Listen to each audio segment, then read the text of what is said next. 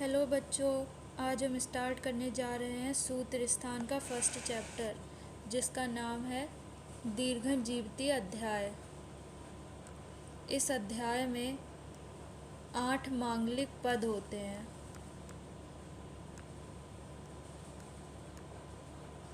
और यहाँ पर फर्स्ट संभाषा हुई थी। सूत्र स्थान में 4 संभाषाएं हुई थी जो मैं आपको बता के आ चुकी हूँ प्रीवियस लेक्चर में।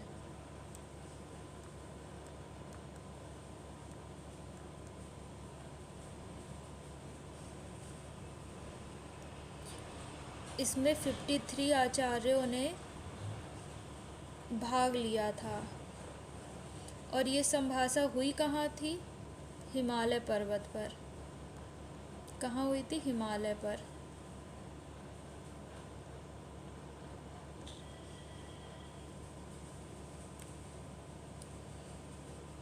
अब हम स्टार्ट करने जा रहे हैं इस चैप्टर का फर्स्ट टॉपिक, जिसका नाम है आयुर्वेद अवतरण।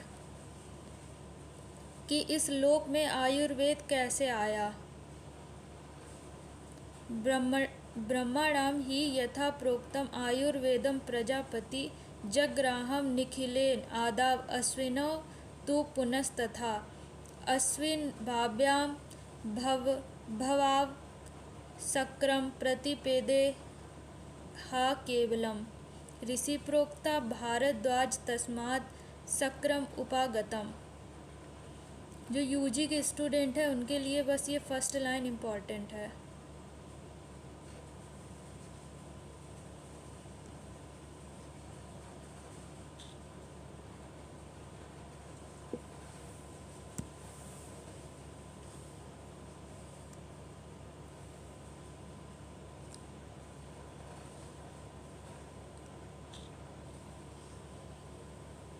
अब हम पढ़ते हैं इसके स्तर।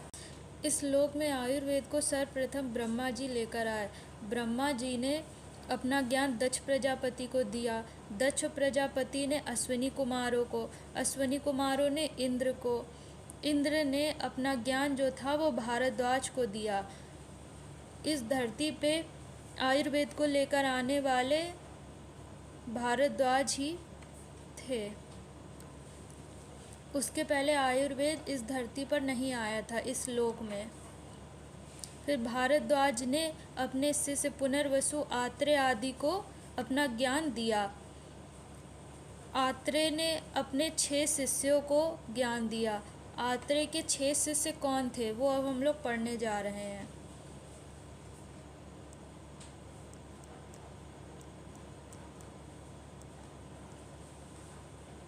छह शिष्य का कोड है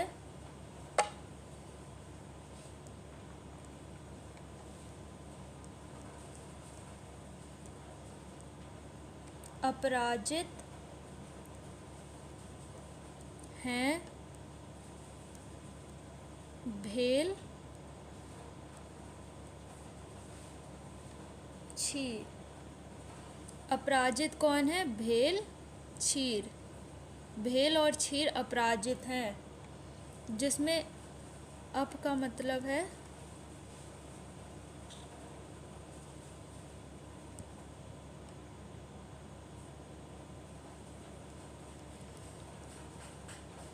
अग्निवेश। परा से पराशर। जीत से जतुकर्ण।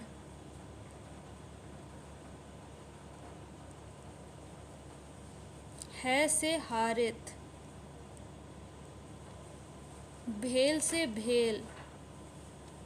क्षीर से छार पानी।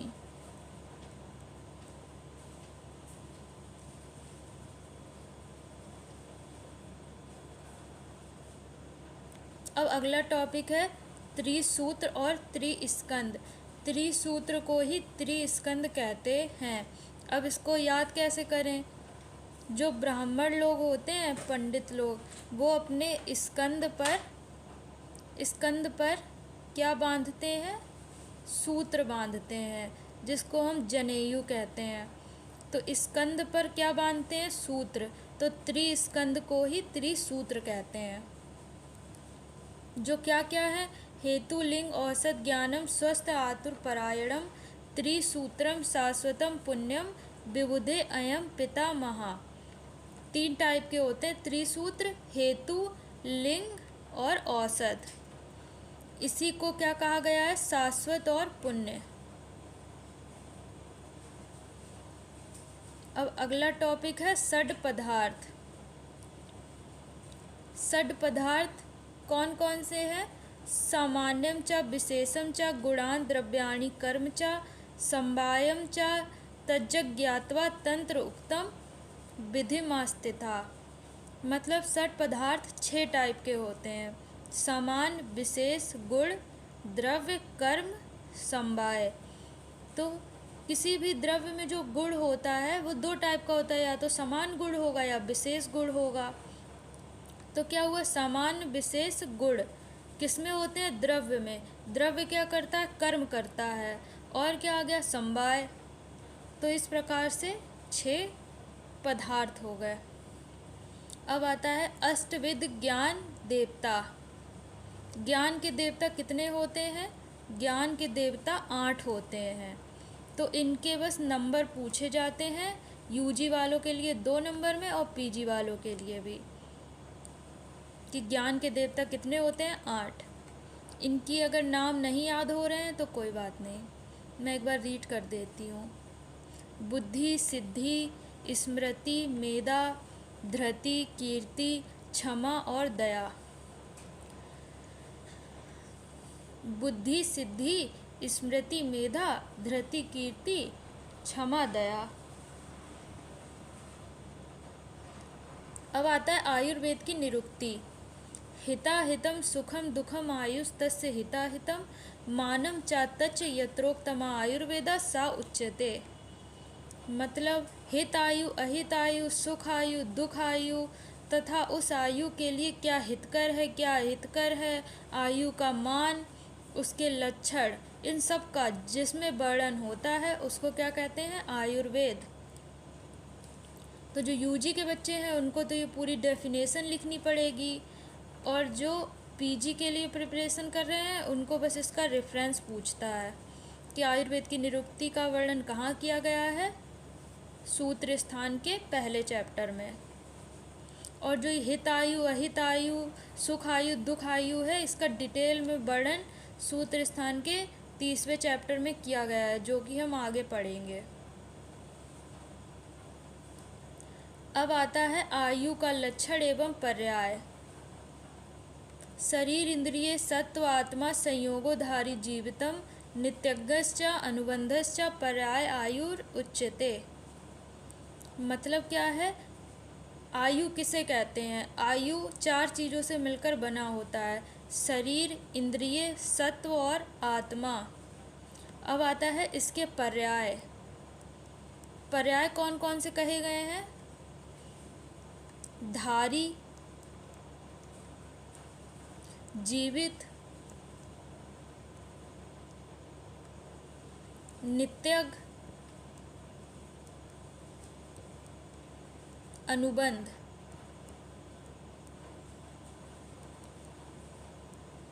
आयु के कितने पर्याय हैं? आयु के 4 पर्याय हैं।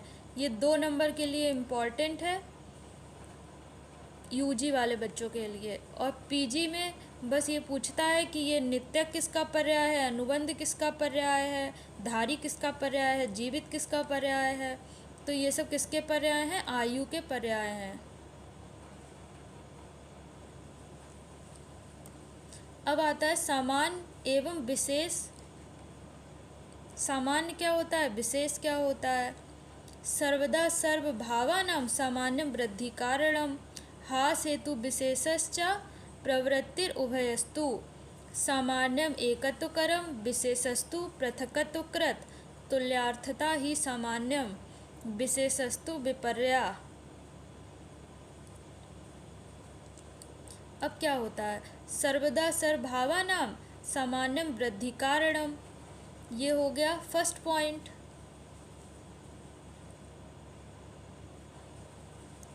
सर्वदा सभी भावों या विषयों से वृद्धि करने वाला सामान्य होता है। इसका अर्थ ये है कि सामान्य से सामान्य की वृद्धि होती है। जैसे अगर हम मांस का सेवन करेंगे तो हमारे शरीर में मांस बढ़ेगा। और क्या है, विशेष हास हेतु विशेषश्चा। इसका मतलब क्या होता है कि जो विशेष होता है वो हास का कारण होता है। जैसे अगर हम रुक्ष आहार हो गया और बात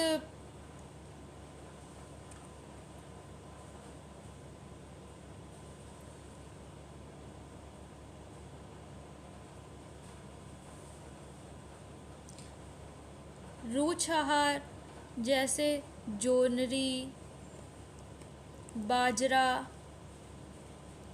ये सब खाएंगे तो क्या होगा, हमारे शरीर का जो मांस है वो कम हो जाएगा। तो विशेष जो होता है वो हास का कारण होता है। फिर क्या बोला, सामान्यम एकत्वकरम विशेषस्तु पृथकत्वकृत। इसका मतलब क्या होता है कि जो समान गुण वाले होते हैं उनसे समान की वृद्धि होती है। जैसे दूध, और क्या हो गया, घृत, तो इनका गुण क्या होता है, मधुर गुण के होते हैं दोनों। तो ये क्या करेंगे, शुक्र की वृद्धि करेंगे, शुक्र को बढ़ाएंगे। अब क्या होता है, विशेष का लक्षण होता है पृथकत्वकृत।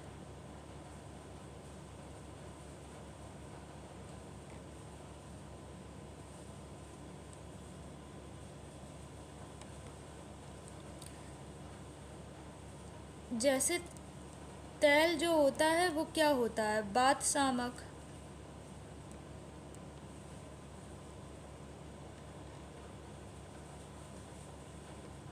तो ये क्या हो गया, पृथकत्वकृत।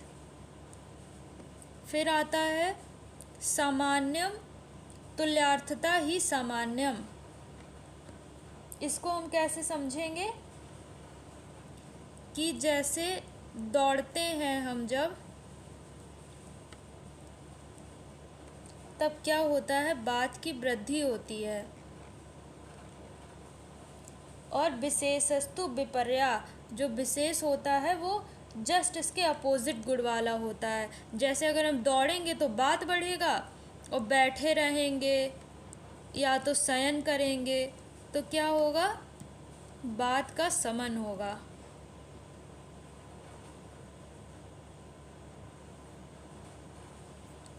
अब अगला टॉपिक है त्रिदंड। सत्व आत्मा शरीरम चा त्रयमेतत् त्रिदंडवत् लोकस्तिष्ठति संयोगा तत्र सर्वं प्रतिष्ठितम। तो त्रिदंड किसको बोला गया है, सत्व, आत्मा और शरीर को। तो इसको हम कैसे याद करेंगे, दंड कौन देती है, दंड आत्मा देती है। आत्मा कहाँ रहती है, शरीर में रहती है। और आत्मा का गुण क्या होता है, सत्व। तो दंड कौन देता है, आत्मा। आत्मा कहाँ रहती है, शरीर में। आत्मा का गुण क्या होता है, सत्व। तो त्रिदंड क्या है, सत्व, आत्मा और शरीर।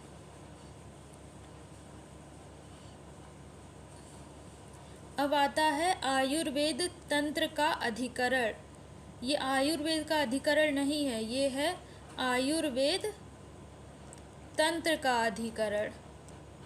क्योंकि हम लोग आयुर्वेद का अवतरण तो पढ़े हैं, वो होता है स्वस्थ स्वास्थ्य रक्षणम आतुरस विकार प्रशमन चा।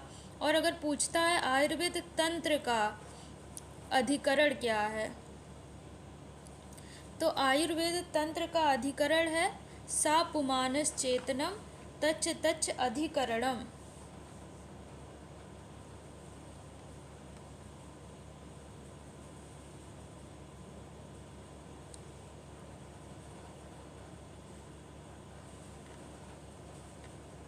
अब आता है आयुर्वेद का अधिकरण। आयुर्वेद का अधिकरण क्या है, सा पुमानस चेतनम तच्च तच्च अधिकरणम स्मृतम। मतलब आयुर्वेद का अधिकरण क्या है, पुमान को बोला है। पुमान क्या होता है, जो अभी हम लोग त्रिदंडात्मक पुरुष पढ़ के आए हैं? त्रिदंडात्मक पुरुष, उसी को अधिकरण बोला गया है।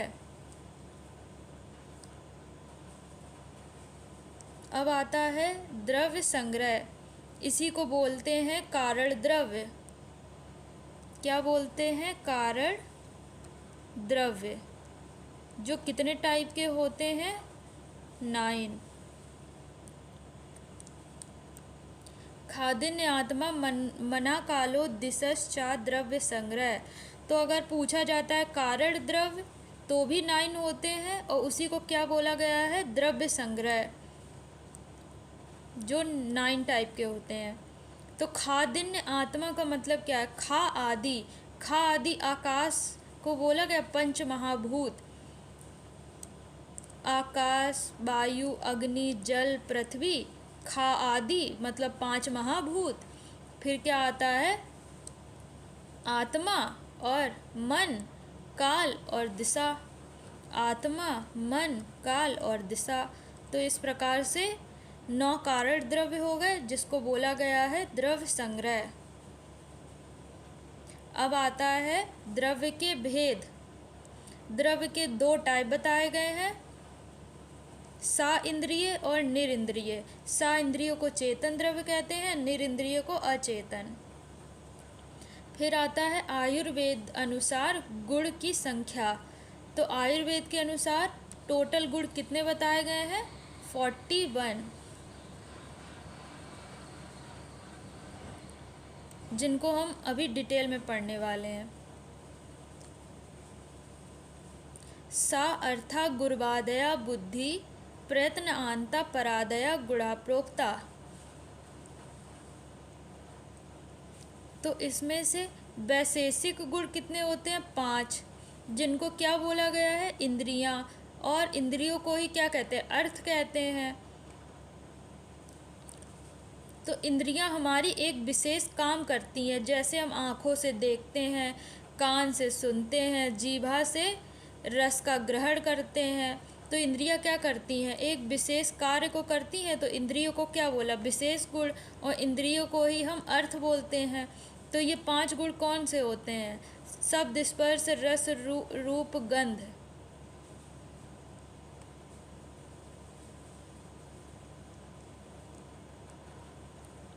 शब्द, स्पर्श, रूप, रस और गंध।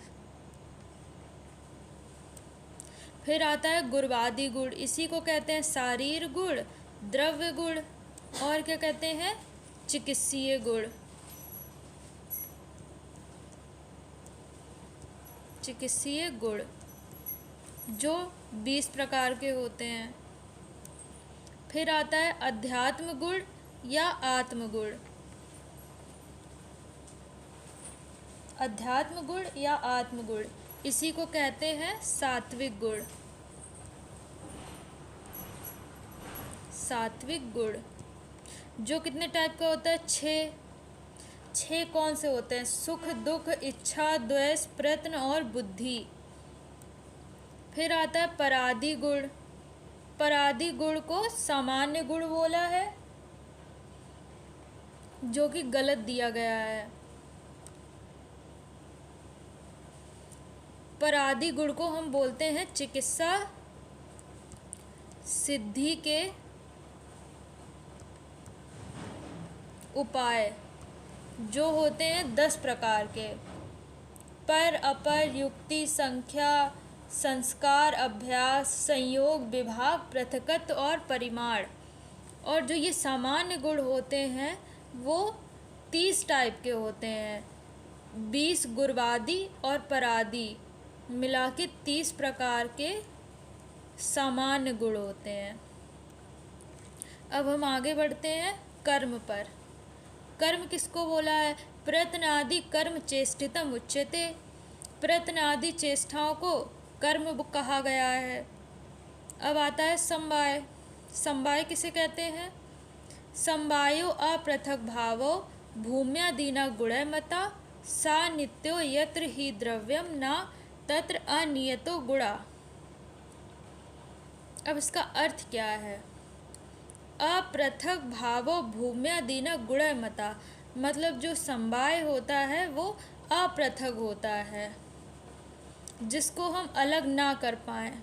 भूम्यादीना गुण मता का क्या अर्थ है? भूम्यादीना गुण मता, भूमि आदि आधार द्रव्यों के साथ गुणवादी आधार गुणों का जो अपृथक भाव संबंध है उसे समवाय कहते हैं। यह नित्य होता है और जहाँ भी द्रव्य है वहाँ निश्चित रूप से गुण होता है। अब आगे बढ़ते हैं। द्रव्य की परिभाषा, यत्राश्रिता कर्म गुणा कारणम समवायी यत तद द्रव्यम। द्रव्य क्या होता है? जिसमें कर्म हो और गुण हो, दोनों आश्रित हो, वह क्या होता है? गुण होता है। मतलब ये है कि द्रव्य में कर्म और गुण समवाय संबंध से रहते हैं, जिनको हम अलग नहीं कर सकते। कोई द्रव्य होगा, वो अपना कर्म भी करेगा और उसके अपने गुण भी होते हैं कि वह शीत है, रुक्ष है, कैसा है।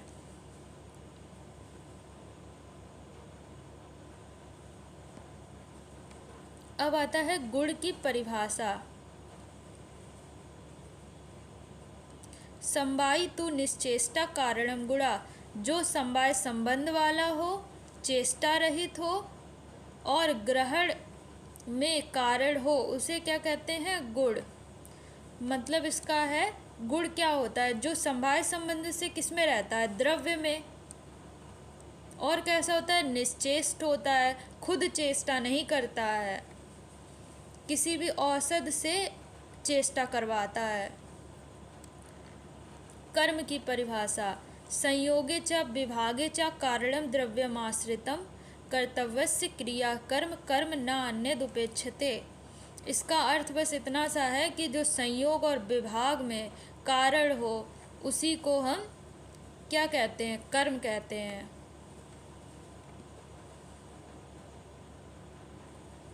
अब आता है आयुर्वेद तंत्र का प्रयोजन। किसका? आयुर्वेद के तंत्र का प्रयोजन। आयुर्वेद का प्रयोजन क्या था? आयुर्वेद का प्रयोजन था स्वस्थस्य स्वास्थ्य रक्षणम आतुरस्य विकार प्रशमन चा। लेकिन आयुर्वेद तंत्र का प्रयोजन क्या है? धातु साम्य क्रिया। आयुर्वेद तंत्र अलग है लेकिन आयुर्वेद का प्रयोजन अलग है। अब आता है व्याधि के त्रिविध हेतु संग्रह। किसी भी व्याधि को उत्पन्न करने में कौन से कारण होते हैं? तो किसी भी व्याधि को उत्पन्न करने में काल, बुद्धि, इंद्रिय, अर्थानाम, ये 3 कारण होते हैं। और इनके भी कौन से योग? मिथ्या योग, अति योग, अयोग, ये सब किसके कारण होते हैं? व्याधि के कारण होते हैं।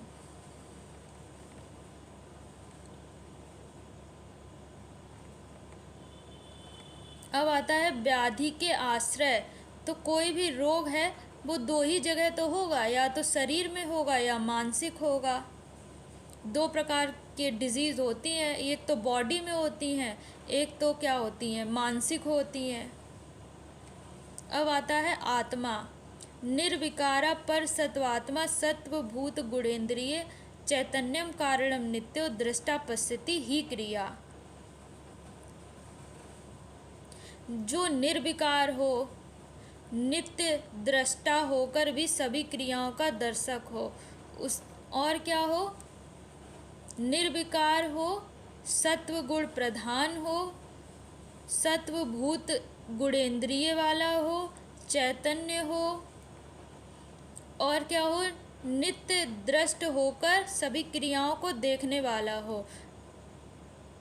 नित्यो दृष्टा पश्यति ही क्रिया। ये पीजी में पूछा जाता है इतना कोडेशन कि नित्यो दृष्टा पश्यति किसके लिए बोला गया? तो किसके लिए बोला गया है? आत्मा के लिए। यूजी वालों को तो पूरा लिखना पड़ेगा।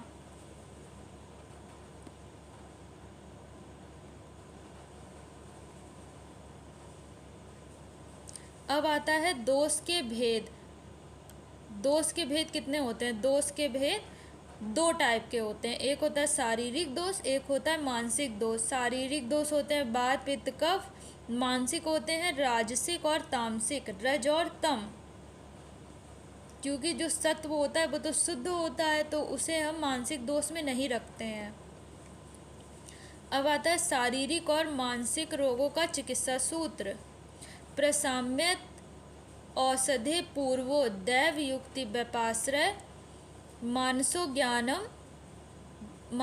ज्ञान विज्ञान धैर्य स्मृति समाधिवी। मतलब जो शारीरिक रोग होता है उसकी हम दो टाइप से चिकित्सा करते हैं, या तो दैव व्यपाश्रय या युक्ति व्यपाश्रय। लेकिन जो मानसिक रोग है उसकी हम चिकित्सा कैसे करेंगे? ज्ञान विज्ञान धैर्य स्मृति समाधि से। अब आता है बात के गुण।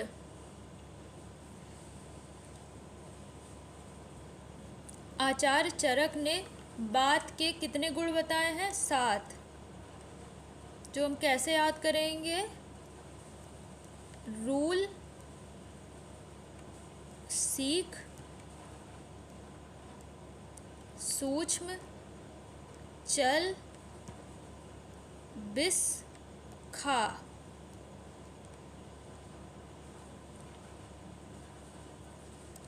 तो क्या हुआ?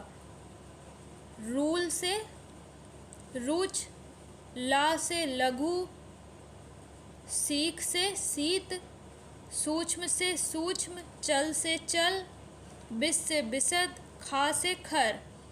रूछा शीतो लघु, सूक्ष्म चलो अथा बिसदा खरा।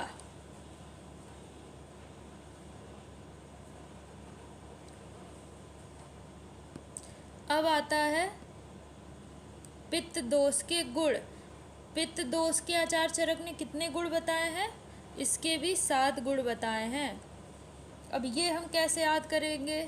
सूत,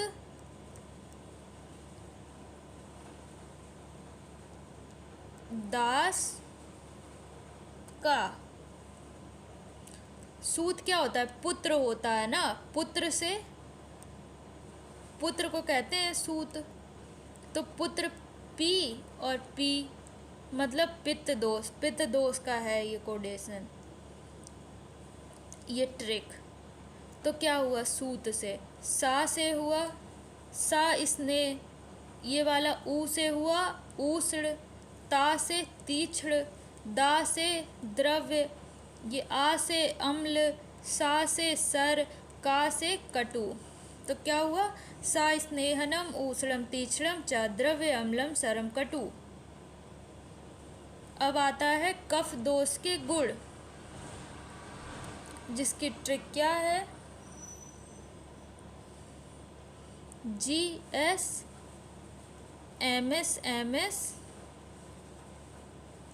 P।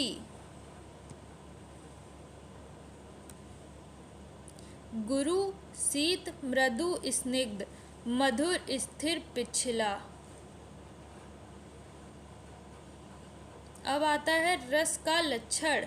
रसनार्थो रसस्तस्य द्रव्यमापा क्षितिस् तथा निवृत्तो च विशेषेण च प्रत्यय खादयस्त्रया। रसना द्वारा ग्राह्य विषय। रस की योनि क्या होती है? रस की योनि जल को बोला है। लेकिन रस की निवृत्ति मतलब रस की उत्पत्ति में और निवृत्ति में क्या कारण होता है? वो होता है जल और पृथ्वी। इसको हम कैसे याद करेंगे? जप, जल और पृथ्वी। लेकिन रस का विशेष ज्ञान हमको किससे होता है? वो जब हम लोग निवृत्ति में पढ़ चुके हैं, तो बचे कौन से 3 महाभूत? आकाश, वायु और अग्नि। इनके द्वारा हमको विशेष ज्ञान होता है। अब आता है रस के भेद। तो ये सबको पता है रस कितने टाइप के होते हैं? 6 टाइप के होते हैं। कौन कौन से? मधुर, अम्ल, लवण, कटु, तिक्त, कसाय। अब आता है रसों का दोषों पर प्रभाव।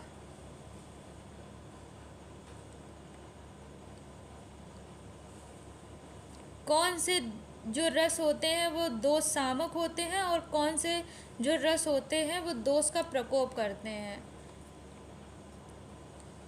इसको हम ऐसे पढ़ने वाले हैं। एक तरफ लिख लो दोष सामक, एक तरफ लिख लो दोष का प्रकोपक। प्रकोप कौन करता है?